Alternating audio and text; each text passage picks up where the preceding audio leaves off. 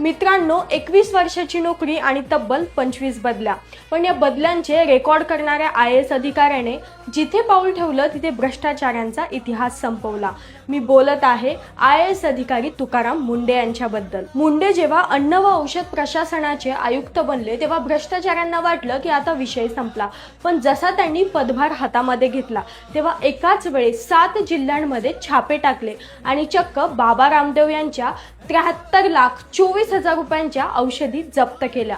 कारवाई का झाली असेल तर गंभीर आजार बरे करण्याच्या भ्रामक दावे आणि त्यासोबतच फसव्या जाहिराती केल्यामुळे. स्वतः मुंडेंनी कडक खुलासा केला आहे की जो नियम पाळून प्रामाणिकपणे आपला व्यवसाय करेल त्याला घाबरण्याची गरज नाही, पण जो जनतेच्या जीवाशी खेळेल त्याला या महाराष्ट्रामध्ये लपण्यासाठी जागा नाही.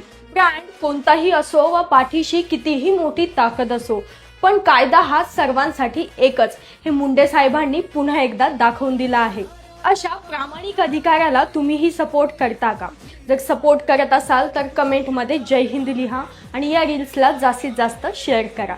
सर्वांना क्रांतिकारी जय भीम, जय भारत, जय संविधान.